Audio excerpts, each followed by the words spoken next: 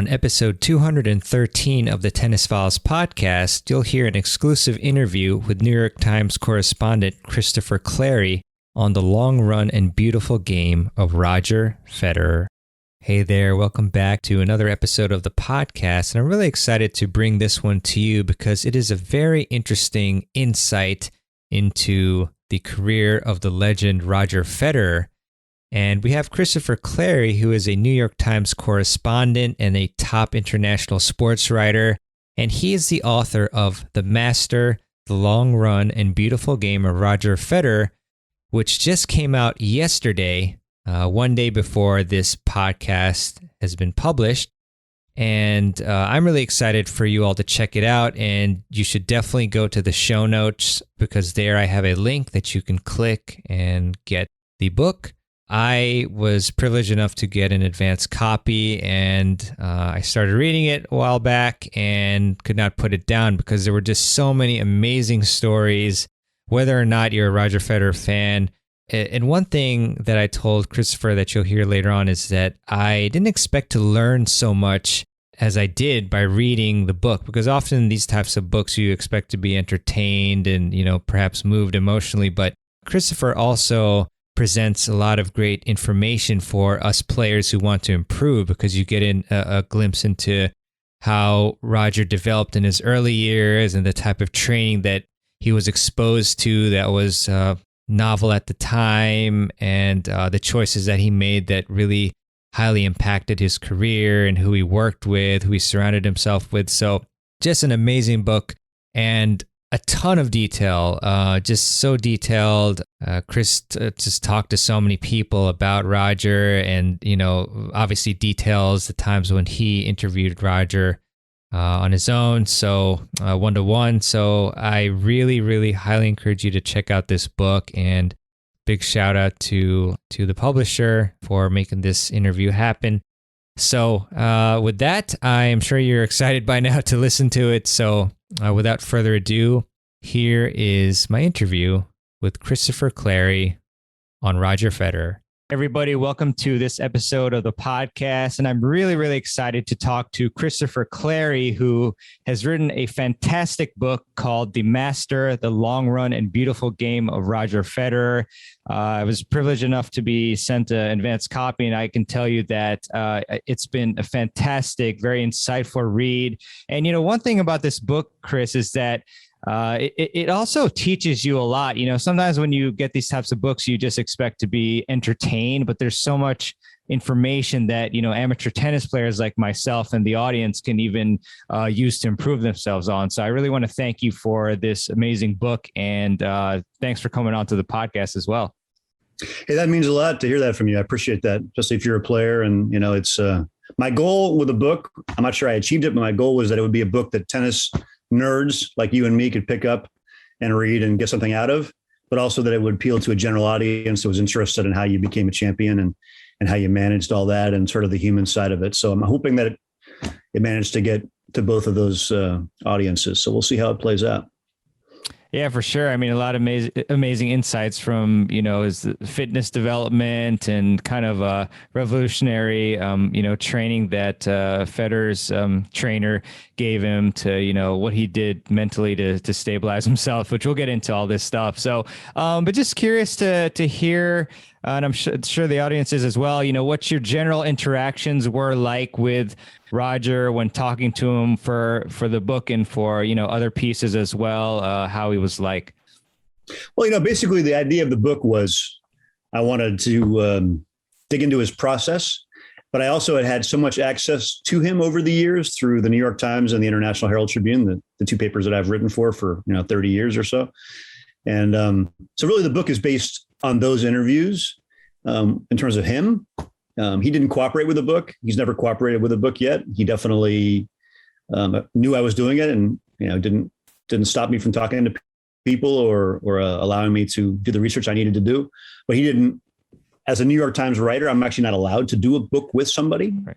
So it's an independent project, but it's based on a lot of access to him. I think I never counted the exact number, but I know I did over 20 interviews with him over 20 years, basically. And I've interviewed everybody's, Mirka, even his wife, who doesn't give interviews and hasn't for years and years. I interviewed her, during the early years. So I've had access to everybody at some time or another. And for the book itself, what I really wanted to do was go back and talk to his rivals, his contemporary rivals and his older rivals, people like Nadal and Djokovic, and also guys like Andy Roddick, who I thought was great, for the book. So, insightful and funny as he can be. Murat Safin, James Blake, people like that from the past, and really get their perspective on him now with some, time in the rearview mirror. And I wanted to talk to people that were, worked with him very closely. People like Paul Annacone, Peter Lundgren, Jose Higueras, all who coached him. I've had a lot of access to Severin Luthi over the years. And then also people like Pierre Paganini, who you already mentioned, his fitness trainer, who was so important for him and remains so. And I think is one of the big keys to his longevity. So I went back to all these people and I did, I think, over 80 interviews for the book specifically. And that was really, for me, the best part of the process, was to go back and hear what they thought now, looking at his career, why it worked out the way it did, and to really dig back into, things that I had forgotten or never knew, which was really his origin story and how he came about and how he was able to take this amazing talent and channel it and become a real rock, physically and to a large degree mentally as well. So that was really what all about process and about the people who played him, coached him, and helped him. And I wanted to get inside their heads a lot. And so that's really the focus of the book. Fantastic. Yeah, you definitely did a great job with that. And in terms of the whole process, I guess from soup to nuts, how many years would you say this took, this project for the book? That's a good question. Yeah, I wrote about that in the acknowledgement section. That's the question that I've heard a lot from people since I finished it. I mean, the short answer is it took a year, I'd say, a little bit over a year, from getting the proposal approved by 12, which is the American publisher. And John Murray also bought part of the rights from the UK. And then doing the research, the 80 plus interviews, and about 6 months of writing. But actually, if you think about it, the book couldn't have been written without the experiences of the past. So really, it was 20 plus years in the making. My first real time watching Roger play, I kind of had a peripheral sense of him at the Wimbledon Juniors when he won that in 1998. I maybe saw him play a little bit then, but I really watched the first whole match I watched him play was 1999 French Open against Patrick Rafter, first round, Suzanne Lenglen Court. That was his Grand Slam debut. So that's where I started. And after that, after watching him play there, an agent, I've actually forgotten who it was at this stage, but an agent told me I should go out and watch this guy, Wimbledon junior champion. Obviously, that was a good recommendation, but he said, this guy is going to be special. And I don't even represent him, so you can trust me, basically, was what he was saying. And so I said, I'll go out and watch it. I want to see him. And I stayed for the whole match. And I'm really glad I did, because now it's fun the way things worked out. But I'd say 20 plus years in the making, really. Awesome. And then I'm trying to remember, I've written so many notes on your book. And was it when you saw him play in Davis Cup for this versus USA in 2001 that you realized he'd be future number one, or was it earlier than that? And what was it that made you think that? I've only had two men's players I've watched at an early stage of their career, and I was just convinced it's because the way they fit in the mind's eye and the way their games fit, and just looking at what they were doing to people whose games I knew, I was convinced they'd be number one. One was Murat Safin when he broke through at the French Open and played so well against experienced players like Agassi, and Roger at the first round of the Davis Cup 2001 in his home city of Basel in Switzerland. The USA went to play him. Wasn't a full strength USA team, but it was a good team. It was Todd Martin, Jan Michael Gamble.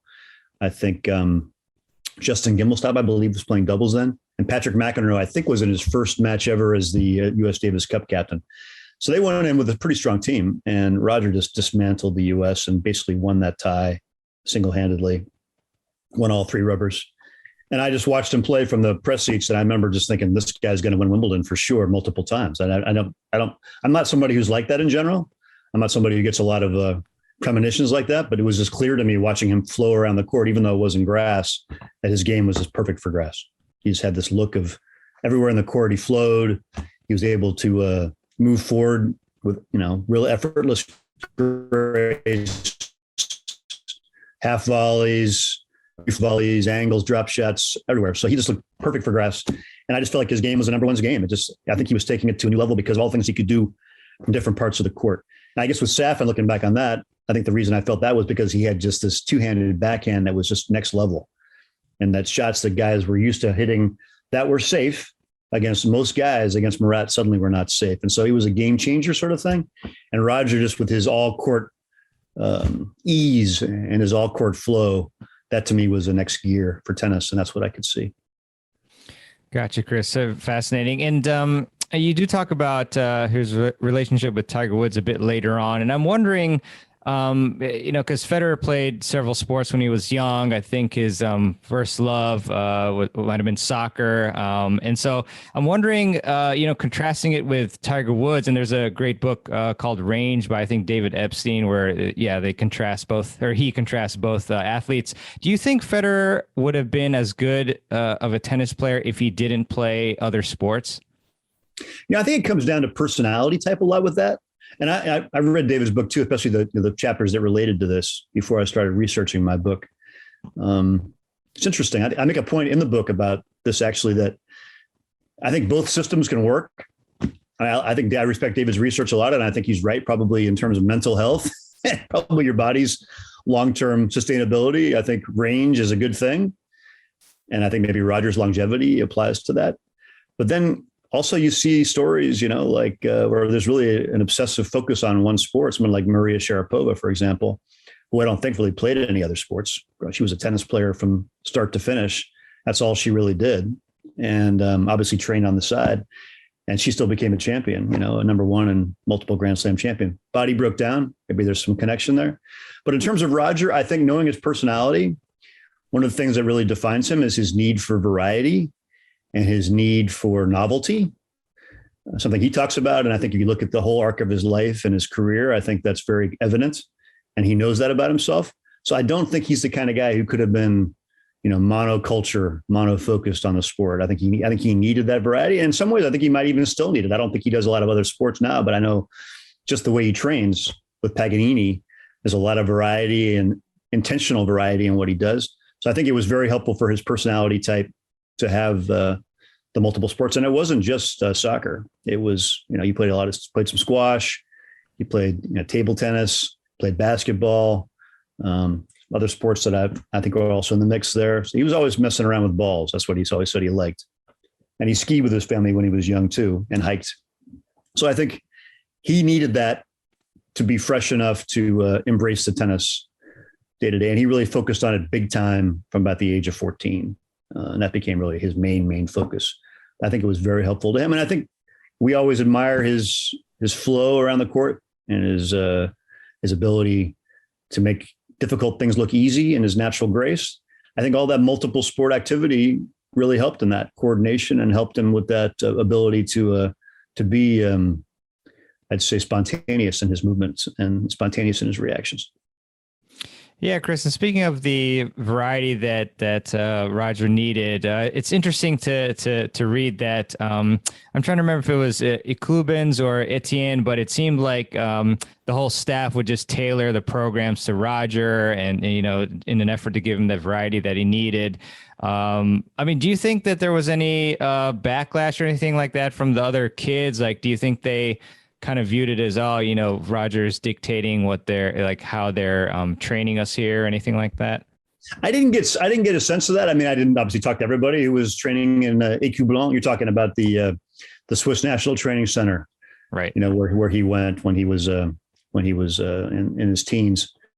I think there could have been, but I'm not sure that the coaches were as open and clear about their intentions there as maybe they are now looking back on it. I don't know how much they told everybody, hey, we're doing this for Roger. We're going to make this very creative and varied just to make him happy. I'm not sure that was as evident as it is to them now. I honestly don't know the answer to that.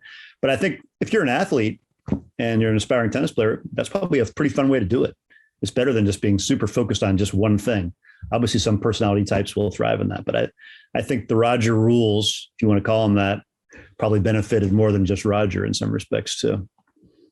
Yeah, definitely. And so I guess could you kind of go a little deeper into I wrote a quote down here, and I can't remember if you said it or somebody else, but the quote was, if Roger had been examined as a youngster, he might have been diagnosed with attention deficit disorder. So so that was a great one. But yeah, just talk about, how he was as a teenager and any interesting stories you might want to bring up. Well, I think, it's more talking to some of the early coaches about him. Obviously, the sad thing, and maybe we'll talk about him later, but Peter Carter, his Australian coach, would be the ultimate guy to interview about him now at this stage, but he sadly passed. So one of the biggest influences on Roger's career is no longer there to talk about him and explain that. But I know that Peter sensed so much talent in him from talking to people who knew Peter, and sensed all this incredible nervous energy in Roger, and just this sort of, almost like it was boiling out of his body, this energy. And there was a bit of mischief in there too. He has definitely a prankish side and a sense of humor where, he play tricks on people and loves to laugh, loves to joke around, did from an early age. But it was just a lot of nervous energy. And I remember there was a coach named Christopher Clarey, who was a big part of the early part of the book. And he was running the National Training Center, the tennis side of it, in Écu Blanc, which is on, near Lausanne in Switzerland. And it's French speaking, and Roger went there without speaking French. So it was a very difficult situation for him as a young person at, age 14, to have to go in there and deal with not being part of the local culture, not understanding what was going on. It took him, a better part of a year to get conversant in the language. So I think that was hard for him. So maybe he was in a more physical mode already because he couldn't express himself fully. But Christopher Clarey, who was running a lot of the practices and watching Roger's progress, would talk about just having a hard time getting Roger to sit still long enough to look him in the eye and listen to what he was saying. He would sort of be trying to get his point across to him, and he'd see Roger looking at him and sort of, he couldn't keep his gaze for very long because he could just sense he was sort of almost bubbling over with this nervous energy. And so when I make was kind of a half joke about the ADD situation, it's also because I think he really had a hard time, just sitting still and focusing on the task at hand. I think that's probably why he wasn't terribly academic either. I think he was somebody who had a hard time in the classroom, sitting still, focusing on something. He wanted to be out and physically active and just on the move, doing it, expressing his gift. And so I think it took a long time for that to be manageable for a lot of the coaches that worked with him. And I think there's a story in the book, which is a great one, of him in Écu Blanc in the early years. And he's coming to practice. He's finished his classes and he's coming into practice, and the older guys are practicing. And he's just hitting the ball against this container. I think it was a metal container, or it's making a huge amount of noise, just bang, bang, bang. And Christopher Clarey, the head coach, says, "Roger, stop it." And so Roger stops for a little while, and I think blood starts to boil again. He gets nervous, starts to hit against the wall again. Bang, bang, bang. Roger, stop. Roger, stop. And basically, it's kind of agreed that if he starts it again, they're going to carry him away. So sure enough, Roger starts again. The whole pack of players and everybody kind of descends on Roger, carries him up to the shower stall upstairs, like they're going to make him all wet and douse him. It's unclear whether they actually did or not, but that gives you an example of what kind of nervous energy Roger had at that stage, and just how hard it was for him to kind of control what he was doing. He wanted to play. He wanted to be out there. Didn't want to sit around talking tactics too much at that stage. Obviously it changed. So I think those are pretty key indicators of the type of personality. And if you look at it, what's carried him to age 40, that he turned 40 quite recently, maybe it's that nervous energy and all that bubbling up is what's helped carry him through. You don't see it so much anymore. It's been years since you really see that kind of thing in him. He's contained it so much, which I'm sure we'll talk about. But whatever it was, that core energy that's in him, I think has been very important to his longevity too. Yeah, I agree with that, Chris. And yeah, a lot of great stories, hiding in tree houses, slicing a curtain. He'll just want to get the book to listen about, to read these things. So tell me why Federer switched his dentist, when he was a teenager, and the importance of surrounding yourself with the right people. Yeah, that's a good story too. That's one of my favorite stories in the book, actually. He told me that one at one of our last interviews, actually, most recent interviews. I think he was also trying to explain why he's lasted a long time. When we talked about this. And the story is basically that when he turned pro, or decided to kind of become a full-time tennis player at age 16, and, basically hire his own people and start to kind of really head out there and do what he needed to do. He 16 or 17, I forgot the exact age, but he went to Basel to his longtime dentist. And basically, like somebody's known you for a long time since you're a kid. The guy was asking him, I think while he was working on Roger's mouth, actually, as Roger says. It's not the easiest place to have a conversation. But he said, so what are you up to now? And Roger basically told him that I'm playing tennis. I'm doing tennis. And the guy said, is that all you're doing? I mean, come on, what else are you doing? And Roger goes, no, I'm really just playing tennis. That's all I'm doing. So maybe for an American or French person or somebody else, it wouldn't be such an issue. But for the Swiss, who are conservative and very education driven and very sort of conventional success oriented, I think it was a hard thing for them to manage, for a lot of people to realize that Roger was going to be a full-time tennis player. And basically the very telling thing was he decided never to go back to the guy. He walked out once, I guess he got his work done. Hopefully he finished it.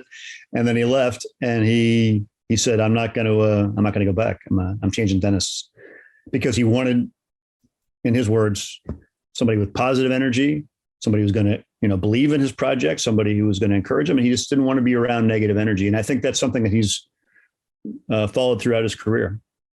I've called it like a negative energy detector. He's somebody who doesn't want to surround himself with that. It drains his energy. I don't think he minds constructive criticism. I think he's probably more open to that now than he might have been in his very early years. He might have wanted to hear more rah-rah.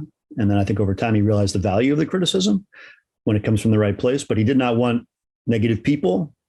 And he wanted people who would sort of allow him to dream his dreams and dream big and not get in the way of that. So the dentist story, I think, exemplifies all of that.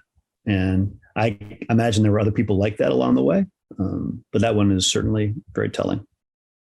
Yeah, for sure. And you talk about this, after that story too, but how do you figure out, when advice is like being realistic versus, being negative? Like, how do you find that proper team that has the right sort of attitude for you? Well, I mean, your question is a good one. I think what's interesting is that you got to have a little bit of perspective on this. Roger's looking at it through his lens, the wisdom that he's acquired. And I do think there are a lot of lessons you can learn from Roger for all of us.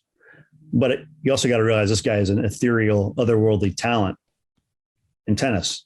So things that he did might have worked anyway because he was so good.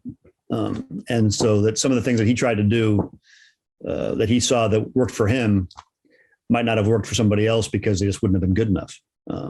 And maybe other guys might need someone to break them down and make them really realize that their game isn't in the right direction, or they don't really have what it takes.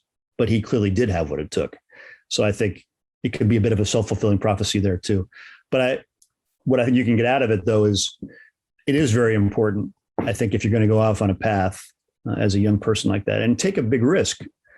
He had his family behind him. Obviously, he could have gone back to school. He left school at 16, so he could have gone back to school in Switzerland. And that was kind of the pact he made with his parents, especially his father, that if he didn't reach a certain level in several years, he would have to go back and go to school. Obviously, it worked out well for him. But I think the important thing is you need to really surround yourself with quality people. And you have to give those quality people enough time to do the job properly and accept that you're going to have learning curves in terms of how it's going to work for you with your group, and that as a group you can evolve. But you got to have really smart, I think, wise choices in terms of who's the right person for you. Obviously, it helps when you're a great talent. People are going to gravitate to you. Some of the people who came to the National Training Center in Bienne, which is where he went after Écu Blanc, came there because they knew Roger was going to be there. These are coaches like Peter Lundgren, who coached him later on, and a guy named Paul Dorochenko, who was a fitness trainer, who also had worked with Sergi Bruguera, former French Open champion, and a lot of other players down the road. They came knowing that Roger was going to be involved, and that was very interesting to them. So talent also attracts talent. So you might have people of more knowledge and better quality. They're going to gravitate to you because they know you have a big upside. But I think for him, he made a lot of good choices through the years. He really did. And maybe he was advised by his parents early on or people he trusted, like Peter Carter, but he seemed to have a good instinct about people and about the ones he should trust. Yeah, definitely a lot of good choices. Some good timing and fortunes, and it's obviously been an incredible career. I just want to go back to what I mentioned in the beginning of the interview, which is the influence of fitness trainer.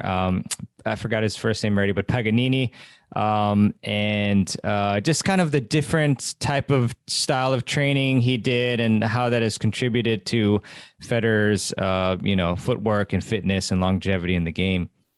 Yeah, it's Pierre Paganini is his name, and he was a track athlete, decathlon guy, trained with one of the better athletics trainers in Switzerland, and he also was a guy who was very interested in coaching soccer initially, and sort of gravitated to tennis a bit by default as time went on. But I think Pierre, from having interviewed him a few times at length, is a very deep person.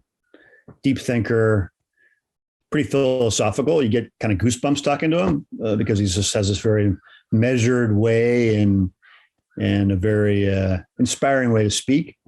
It's not like, hey, let's go out and run some push-ups. It's much more thoughtful than that. I don't know how he is day to day with Roger, but when you're talking to him, it's very thoughtful and intentional. And I think he brought that to bear with Roger. And Roger was not the first guy he worked with. He worked with Marc Rosset, who was the leading Swiss player when Roger emerged. He was top 10 guy, won the gold medal at the Olympics by surprise in Barcelona in 1992 in singles. And he was a pretty big early influence on Roger's career. But Paganini worked with Rosset. And I don't know, I mean, you got a pretty tennis nerd listening group, I imagine. So the Maleva sisters, there were three of them, all top 10 players, kind of the Williams sisters before the Williams sisters from Bulgaria. And one of them, the oldest, Manuela, married a Swiss coach and was also training in Écu Blanc, which is where Pierre Paganini was. And he worked with Manuela Maleva as well and helped her really hit a new level. But I think Pierre's thing was, I'm going to explain to you why I'm doing this. I'm going to get you to buy into it. And then I'm going to surprise you a lot. I'm going to give you variety, different things so your body is challenged. But above all, what I'm going to do is everything that I do is going to relate directly to what you need in terms of fitness.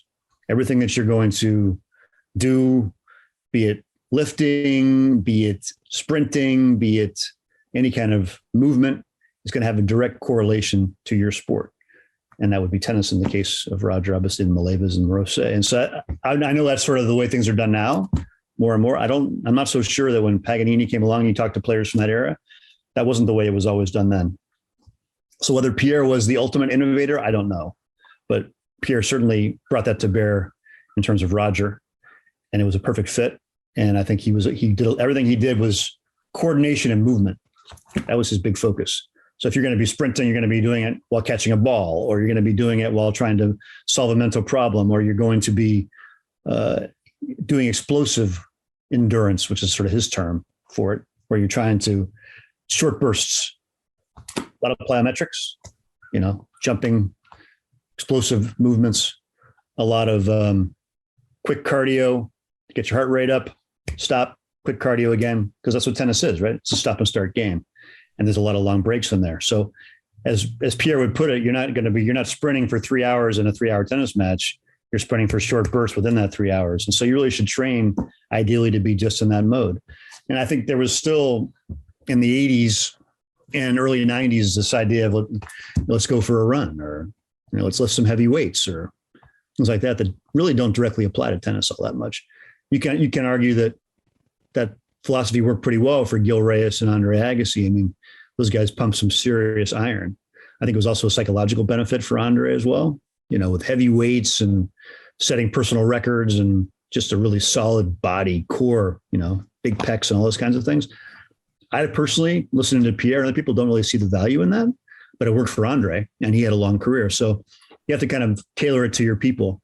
But in Roger's case, almost everything that he did from a pretty early age, because he met Pierre quite young and worked with him from the beginning of his pro career, really, was done with that intentionality and that very specific tennis focus. And again, why did he get to 40? I'm sure that definitely has played a big role. And he said as much. Pierre's influence on him and his ability not to burn him out, to know with their communication being what it was and their trust being what it was, knowing where the limits were and where he could push, should push. And I think they had a very open feedback loop between them where, Roger would almost sense what Pierre might be thinking and let him know that wasn't going to work that day. And Pierre would instinctively know what Roger could handle at any given moment. But there was always that element of surprise. And if you look at Roger's career all the way through from a very young age till now, the variety is very important to his mental freshness. And Pierre got that and gave him that. And yeah, I mean, it's honestly very inspiring to talk to Pierre. And I think that's another reason why it's lasted so long in the relationship, because the guy is just a very interesting human. Fantastic. Again, going back to this incredible team that Federer is able to be a part of. So in terms of, the mental game now, I think it was looked down upon at the time to work with a sports psychologist, but Roger, and I keep interchanging Roger and Federer, but Roger did work with a sports psychologist. So talk about that influence and how it was looked upon and any other insights on that part of his journey. Yeah, that's a really interesting part of his career. And not a lot of people know about that. I mean, honestly, he has talked very little about it through the years. It's not something he brings up a whole lot spontaneously. I don't think he feels any sort of regret or sense of shame about it, but I think he takes a lot of pride in his mental strength and his ability to overcome problems and issues. And I think he didn't want to be dependent on anything. But I think at that time, it was when he had his temper issues and his problems controlling his emotions as a young player in his teens. And there was a sense that he just was having a hard time channeling things and controlling things. And he wasn't able to express his best tennis or even be very happy on the court at all, because he was just so tied in, as so many players are in the sport, which can drive us all nuts. In his case, it was making him miserable a lot of the time on the court, I think, in terms of his ability to manage the emotions and the expectations that he had for himself. So I think Peter Carter, his boyhood coach, and others who were involved at the time at the National Training Center in Biel. I'll use the term Biel because it's actually called Biel. Bienne is the term. It's a bilingual city, French and German. So it's actually the official name is Biel Bienne, believe it or not. But Biel is the German term, so we'll use that. But so in Biel, basically the team there decided. They also included a guy I'm sure you've heard of, Sven Groneveld, who great Dutch coach who's worked with a lot of top players, including Sharapova and Mary Pierce and Rosetsky, and is now going to coach Bianca Andreescu of Canada, which is an interesting decision. But Sven was involved as a tennis director in the Swiss Federation when Roger came to Biel. And Sven told me that the feeling was Roger needed some help from the outside. And I don't think his parents were able to give him what he needed in terms of the kind of peace of mind and the tools basically to be able to handle the emotions and try to get on the road to controlling his temper and manage those things. So they basically, from what I understand, they were, reading a newspaper article and came across this young guy named Christian Marcoli, who used to be a soccer player and a very good one, and a striker with FC Basel, which is one of the best Swiss clubs based in Roger's hometown, one he would have watched play hundreds of times as a kid in person and on TV. And he's still a big fan. And so this guy, because he was very young and his career had ended because of an injury, I think he seemed to Peter Carter and to Roger as the kind of guy that he'd be able to relate to. And he was just starting his sports psychology practice. And at the time, there really weren't that many performance psychologists or sports psychologists in Switzerland at all. He might have been one of the very first, Christian Marcoli. And again, I interviewed him for the book, and I won't go into all of it here because the book will make it more interesting too. But I think, again, a very interesting, inspiring person, much like Pierre, really. I talked to Christian for an hour and a half for the book, and he was one of those guys who's got a great perspective on things through his own experiences and difficulties. And a lot of what he decided to do in his practice was to do for athletes the things that he didn't get done for him when he was an athlete. That was his motivation. He wanted to give them a platform and a structure to be able to express their best on the field or on the court or whatever it was. So I think even though he was quite young, I think that Roger was able to come across him. And they also from Basel, Roger's hometown, the guy speaking his language, Swiss German, which is his most comfortable language of them all. And I think he was able to not solve the problem for Roger. They worked together for a couple of years pretty regularly. I think he gave him tools to manage the on-court stress. Stuff as direct as what you do with your eyes when you're on the court. You don't let your gaze stray away. You keep them focused on the space in front of you until the point begins in order to help your concentration. Breathing techniques, things like that. And then a lot of the things they worked on, quite honestly, have remained confidential. Roger didn't want Marcoli talking about it. Marcoli has respected that. And when we talked for the book, he kept, to his credit, saying a lot. This is still confidential. I'm not going to breach that confidentiality. But he talked in general terms, and I think he just he could tell that Roger had very, very high expectations for himself and very big dreams as a tennis player. And the idea was to help him express his get on the road to expressing his best tennis. And they didn't get all the way there because Roger still had some emotional, temperamental problems after they stopped working together in his late teens. But I think he did give him a good platform and helped him quite a bit. Yeah, for sure. And Christian, it was nice that he said that, his goal was to not have the players, have to rely on him all the time and to at some point have to say, goodbye, essentially. So I found that very, very honorable, That's true. I don't know how many sports psychologists, former psychologists take that approach. I mean, obviously you're giving away your paycheck, but I think he had a good long-term vision and he's had a lot of success. I mean, Roger was a short time in his career at the beginning, but he's also worked with some of the best Swiss athletes, Olympic champions in skiing, and their national team goalkeeper obviously had a pretty good Euro recently. I'm not remembering all the names here, but these guys are top Swiss athletes, and he's played a big role with them, and golfers as well. So I think he's taken his method and had a lot of success with it. Written a number of books too. Yeah, it's really fascinating. Roger's ascension and improvement. And, one other quote that I'm going to bring up is from, as you mentioned, Marc Rosset. So he said, "What fascinated me about Roger is he manages to live in the present and has a great ability to take things as they come. He lives in the moment, experiences it fully, takes pleasure in it, and then finishes it and moves on to the next thing." So, how does he do that? I mean, that's really hard. And I wish I could do that all the time, but what enabled him to become like this? Well, just to your point about what you said about yourself, that to me, as a, longtime journalist who's covered him for a long time, I didn't realize that until I started writing the book. There are a number of takeaways for me from this process that could apply to me or to people I care about and things that you can learn from. And this is an aspirational thing from watching him operate that I would like to incorporate into my own life. And I'm trying to do, because I feel like that is the thing, especially in this era of, of this thing. Basically, we are just so challenged in our focus and concentration and distractions.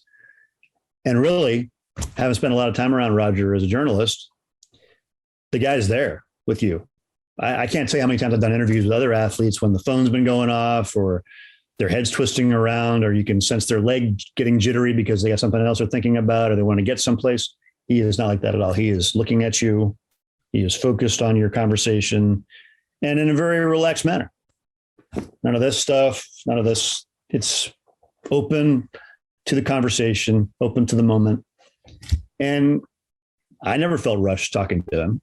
And I can tell you, I've felt rushed in plenty of interviews. I've interviewed thousands of athletes in many different sports over the years. And he really stands out. There are others like him, but he seems like, I don't know, I'd like to know this. If there was somebody along the way who counseled him early on and said, "Hey, you're doing it, do it right." Maybe it was his parents as a form of politeness and a form of focus, but it's a real hallmark of his. And I guess how he does it, I like to say the guy, I think I use this line in the book too, and I believe this. I feel like it's planned spontaneity, as weird as that might sound. it's an oxymoron, but I think it is. I think he knows that he wants to be in the moment. He wants to give things his full attention. And the only way to do that is to know when he wants to be that way, when he has to be that way, and sort of take care of the things that might be distractions and have his life organized in such a way that when he's in front of something, whether it's a sponsor dinner, whether it's a match, whether it's a practice session, whether it's a journalist, he's there. That takes planning and self-control. And I think that's the key. And he's Swiss South African. We can't forget that. He's not just Swiss. I mean, his mom's South African. He has I would say American qualities as well, in terms of that sort of exuberance and extroverted qualities that he has. But he also has a very rigorous, I think, Swiss side to him as well. Despite that crazy bubbling energy, there's also inside there a structured person. And I think both those things have played a role in what he's been able to do. But I would call it, I'd planned spontaneity. So that's kind of the mantra I've taken out of writing this book, is that, I'm just going to aim for the same thing. When I'm doing it, whatever it is, I want to try to think a bit like he does, and that thing is really all that matters at the moment. And the other stuff, when I'm done with this, we'll move on to this. So I think that's really a takeaway for all of us from what his success has brought. Extremely important, Chris. Yeah, thanks for discussing that in detail. So Roger is obviously in the beginning of his career, a lot of pressure from choosing which coach he would pick to some setbacks. So he did have a few streaks of several first round losses in a row. So how was he able to bounce back from that to then eventually, obviously, reach the pinnacle? Yeah, he had some tough stretches there. I mean, people can tend to think about 2001, Wimbledon fourth round, Pete Sampras, huge winning streak, 7-time champ at Wimbledon, and Roger beating him in 5 sets in that classic match. As sort of, that's when it all began, and it all started to roll for Roger. That's not really the way it went. There was quite a bit of difficulty and problem managing his game, making the right shot selections, and controlling his emotions, finding the consistency. And it took him quite a while. One of the key elements in that maturation process was obviously Peter Carter's death, which happened in the summer, Northern Hemisphere summer of 2002. He was killed in a Jeep accident or a car accident in South Africa when he was on safari down there near Kruger National Park. And a trip he took as a honeymoon on the Federer's recommendation. So I think when Peter died, Roger had taken on Peter Lundgren, another Peter, as his coach in his early years on the pro circuit. It was a very difficult decision not to work with Peter Carter, who'd been in kind of a journeyman Australian pro, by all accounts, a great guy and a very great tennis mind in a lot of ways, and really shaped Roger's game. But Peter's death changed so many things for Roger. And I think even though when he died in 2002, I don't think that Roger's game immediately benefited. Of course, there was a lot to absorb and deal with. But I think that was the key moment that made him the player he became. I think because of Peter's wasn't a sacrifice. Peter, he didn't plan to die, and was a horrible tragedy in every respect. But I think it gave Roger this sense that he needed to honor Peter's memory, and he needed to do justice to the talent that Peter always saw in him. And obviously intense emotions because of the way it all played out and the way it happened, and the fact that they weren't working directly together when he died. And I imagine, deep down, Roger would have thought their paths would cross again in some coaching role down the road. That was never going to happen. So I think with all his human qualities, Roger's a very sensitive person and a very empathetic person. And I think he set out from the moment Peter died, or pretty soon afterward, to commit his talent and to get the most out of it, kind of in honor of Peter. It might have happened anyway. I personally don't think it would have to the same degree. I think that was really a key thing. It's tragic that Peter never got to see him play his best, but I don't know if Roger would have played his best if Peter had been around. It's just a really paradoxical thing. But I feel like that gave him he kind of grew up from that in a way. And it gave him I'd call it a mission statement in a way. And he wrote to people who knew Peter Carter. There's a part in the book there, Peter Smith, who coached Peter Carter in his youth.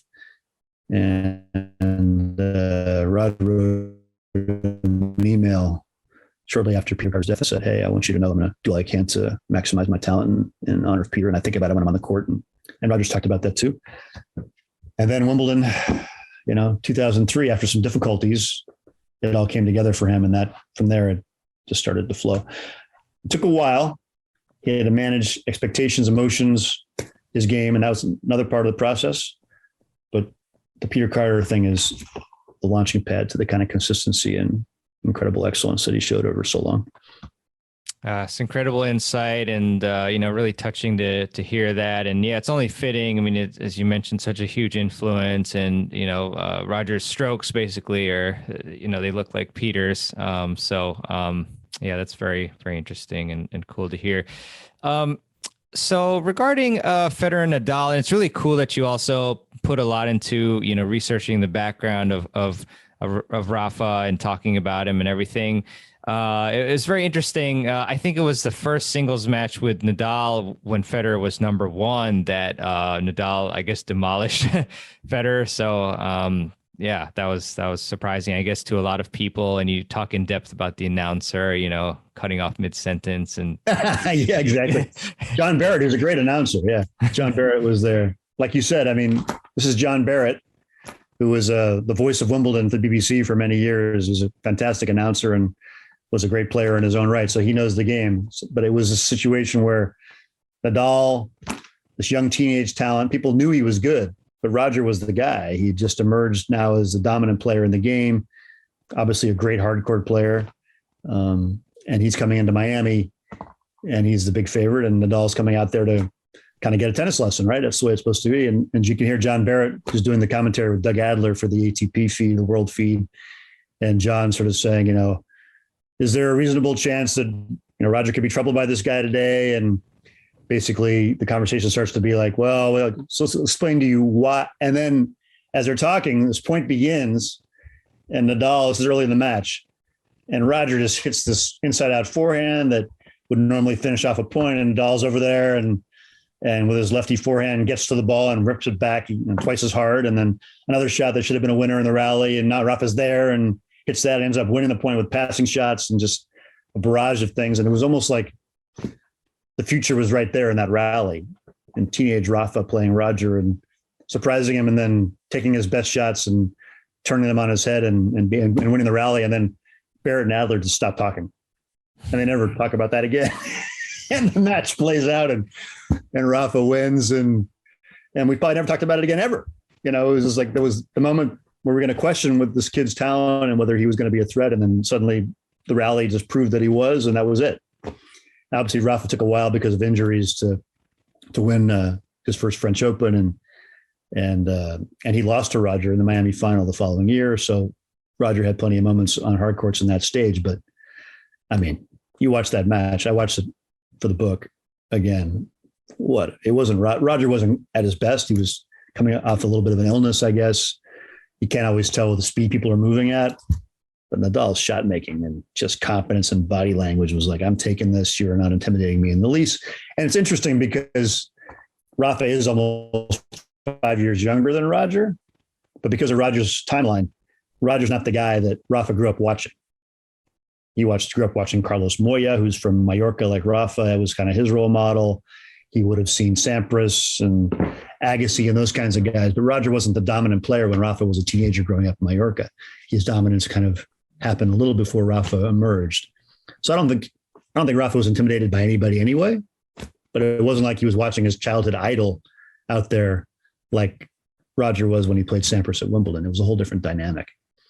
But it was just, you're watching the guy Rafa play and you just champion, just playing each point as he has for almost 20 years with full intensity, full intention. And if Roger didn't bring his best stuff, he wasn't winning the point. So that was a real revelation to watch that match again. And there were a couple of moments like that, few moments of matches that I got to watch. Another great joy of doing this book was going back and watching a lot of the old matches. that were just amazing spectacles. I mean, Hewitt Federer matches. Hewitt's been lost in the sands of time a little bit, but some of their duels were spectacular. There's a Shanghai match, the Masters, the Masters Cup, which is the ATP finals now. Just a high level tennis, amazing defense on both players' part. And then the great Safin Federer Aussie Open semifinal. Just pure pleasure to watch that match. So that Roger match was in that same sort of short list too. Yeah, Nadal not intimidated at all. He beat Boya in their meeting, and he, as a 14-year-old, I think he beat Pat Cash in like a exhibition. Yeah. That's a great story. Yeah. Cash came to play Becker in an exhibition in Mallorca. Cash, former Wimbledon champion. Becker as well. Becker had a house in Mallorca, and so they were coming to do this thing at the local club. Becker couldn't play last minute, looking for a sub. So they tell Pat, hey, there's this young guy on the island. It's pretty good. Can we use him as a fill-in? And Pat's like, sure, we'll save it. We'll give him a little hit around. And he basically goes out to play, and this kid shows up. It's Rafa. I think he was 14. I think that's right. And he just like, the first point was like flashy forehand, vamos, fist pump. And Pat's like, whoa, he ends up having a fight for his life against this kid. And he ends up calling his agent right after the match and telling him, you better, sign this kid. Even unfortunately, he was already signed, but telling his sponsors, get this kid. Nike was already all over it, but it was for Pat a revelation. It's a great story. I mean, it was just, thought he'd go out there and be able to give the kid a little hit around, but Rafa wasn't having it. One of many, many great stories in the book. So kind of a twofer question. What are Federer's thoughts, genuine thoughts on Rafa, and then maybe contrast that. I mean, if it is a contrast with Djokovic.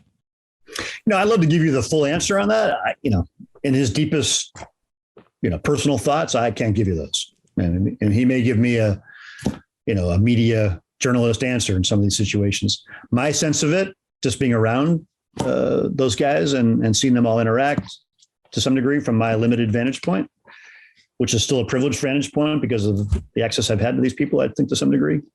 I don't want to be definitive here is what I'm saying, because I don't know for sure, but my sense with Rafa is that the language barrier was real in the early years. I mean, Rafa's English was not very good at all. And Roger's Spanish is really not very good. So their communication was very limited in the early years for sure. I love that, the classic video when they just started giggling and laughing and all. I mean, Rafa's still figuring things out in the language, but it's just hilarious and they make it work. I think it was very tough for Roger to accept that his moment had come and he'd been told he was the one for a long time, and he believed it. And I think he'd come to believe it. And then Rafa shows up and rocks his world. I mean, that was not easy to deal with mentally. And I'm sure there was a lot of, difficult moments accepting that and accepting Rafa's arrival and his long running presence, and some humiliating defeats like the 2008 French Open final. So I don't know if they would have called it a friendship in the early years by any means, but I think over time through those matches, much like McEnroe and Borg, really, I think the fact that they shared those incredible matches, the two Wimbledon finals and the Rome final and other matches, I think they realized that almost in a way as a collective unit, they were stronger and more appealing and had more resonance than they did individually in some way. And I think they felt that linkage. And over time, Rafa's English got pretty good. And I think over time they realized, I point this out in the book, and that was a revelation for me as I wrote it, how much they have in common.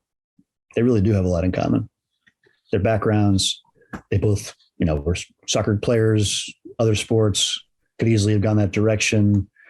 They both come from tight families, both come from multilingual backgrounds as well, with in terms of just the Mallorcan culture and mainland Spanish culture and all that Rafa was navigating. Rafa obviously had a different background in the sense that his uncle, Miguel Angel, was a great soccer player, and with Barcelona and the national team from Spain. So he had a role model in his family who was a great athletic success. Roger didn't have that, but they have a lot of similarities in terms of how they process things through their careers, and their fitness trainers too. Or Paganini's fitness approach is similar to Rafa's guys' fitness approach, and so I think there's a lot of stuff that they could share, and they realize kind of like a time lapse photography, or sort of like a photograph developing in the darkroom, and over time it becomes clearer and clearer what it is. I think their relationship became clearer and clearer as they came along, and I think they really, now you sense, talking to both of them about each other recently, it's just an immense amount of respect, and I think it is a friendship now. Is it a close friendship like you'd have with your buddies from childhood, or your friend you're not competitive with that you can just sit back and be 100% yourself with? No, but I think it's a friendship. And it's one of the coolest things about tennis right now is the way those two guys get along and respect each other, and yet still will try to beat each other's brains out on the court. Novak, I think, is a more complex thing. Novak comes from a totally different place than either of those guys. My sense from Roger was not as much in common there, and more of an edge to that rivalry. He's never expressed that in clear terms to me or anybody else I've ever heard, but just the way he's reacted to some of the losses, some of the sort of the frustration that he represents, the 2 match point losses, both of those at the US Open, the way he responded to some of that stuff. He hasn't responded to too many defeats like that in his career. I think Novak gets under his skin in a way with his game, what he can do against Roger's strengths, in a way that Rafa, who can do some of the same things, doesn't do. Partly because Rafa's always respected Roger openly, very much so in terms of how he talks about him. Always been deferential, almost past logic in some ways, where he's sort of talked about Roger being the greatest player in the world after he's beaten him, 3-2-2 or whatever it is. Right. And I remember as a journalist going, come on, Rafa, you're not kidding anybody. But that's been Rafa's approach. And he's only as good as his next match or his next point. And I think he did have a tremendous amount of respect for Roger. And he also realized that might have been the smartest approach. But I think Novak could destabilize Roger sometimes. And I think I got to him. Yeah, some interesting comments too from the family of Novak, which you should get the book for that too to read. But about Roger, obviously. But different approach. You didn't hear the Nadal saying those kind of things for sure. No, I haven't seen that. Chris, I could talk to you about this book for 10 hours, but I know you have a busy day ahead. So I guess I just want to ask you if there's anything else you want to mention about the book, anything just in general. Let you have the floor at this moment. Well, I'm touched that you brought up Rafa and Novak, because I feel like the book it's the Master is a name, and it is a Federer biography, and a pretty detailed one, I hope, and hopefully gives you the whole, cradle to age 40 kind of look at him. I think his main body of work now is done. I'm not saying he won't keep playing. I don't know the answer to that. Maybe he doesn't even know the answer to that at the moment we're talking. But I do think his main achievements in tennis are behind him now. So I think it's a good time to have written this book for that reason. But really, it is a book about this whole era in men's tennis, which is an exceptional era. I don't know how old you are. You look young and vigorous, but definitely I've covered tennis for 30 plus years, and I covered the Sampras, Agassi, Michael Chang, Jim Courier era. Saw all that, and I finished that up and I go, well, I'm not going to be able to top this. It's great to be having done that so soon in my career. Well, this tops it. The consistent achievement of these guys. If a guy like Andy Murray has become almost an afterthought, considering how great a player he is and how much he achieved, it tells you something about how good those 3 guys, Rafa, Roger, and Novak have been. And the book really dives into that, and also dives into the guys who couldn't make it, like Safin. I mean, they made it. Won 2 Grand Slams, hit number 1 briefly. Roddick winning the US Open, hitting number 1. But it's interesting to see the guys who came up against Roger, and then later Novak and Rafa too, who couldn't quite join that club, and why, and how they view it all. So for me, I think that's the richness of the book. And I'm hoping that my dream would be 10 years from now, if somebody wants to know about this era, a lot about Roger, but about this era, that this book would be interesting to them still. That's kind of the spirit in which I wrote it. So there's a lot of Rafa and a lot of Novak, as you mentioned in the book, more than you might expect from looking at the cover or looking at the thing. So I hope people get some enjoyment out of that part of it too.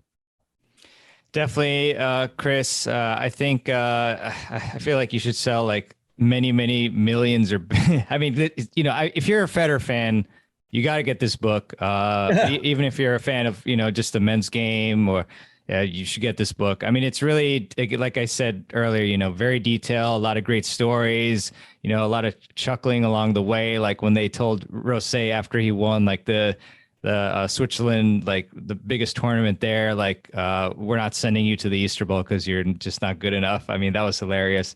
But anyways, yeah, just a great book, and I highly encourage everybody to check it out.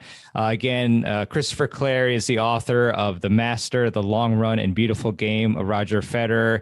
I really hope that you all enjoy this book when you pick it up, and I really enjoyed it myself. So, Chris, thanks a lot for your time. Hope to see you at a live tourney one of these days, or talk to you again on the podcast. And thanks so much for your time. And again, kudos on the great job you did with this book.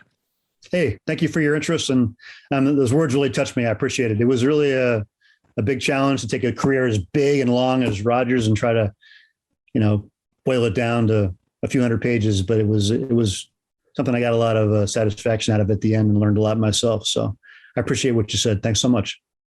No problem. Thank you, Chris. All the best, and I'll talk to you again soon. Okay, great.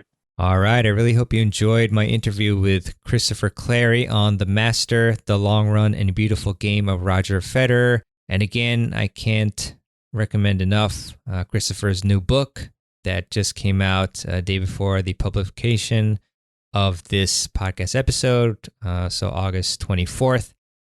And yes, you can pick up the book at by just going to the show notes page. You can just click in your app that you're using to listen to the show, or go to tennisfiles.com/213 or tennisfiles.com/podcast and just click on the show notes page and you will find the link. So again, that's The Master, The Long Run and Beautiful Game of Roger Federer. Definitely check it out. And if you enjoyed this episode, I would definitely appreciate it if you left a review for the Tennis Files podcast. Just do that on your app of choice that you use to listen to the show again. And let me leave you with a quote, as I often love to do at the end of the show. And this quote is from James Swanwick. And James said, "When you double your rate of failure, you double your rate of success."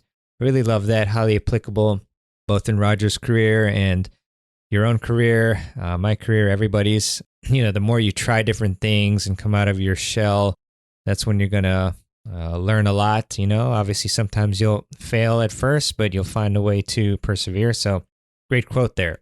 All right. Well, again, thanks so much for listening. And if you want a great read, pick up the book, pick up Christopher's book on Roger Federer. And with that, I hope you have a great day, great week, and keep improving your tennis game. And I'll see you on the next episode of the Tennis Files podcast. This is Mehrban Iranshad signing out.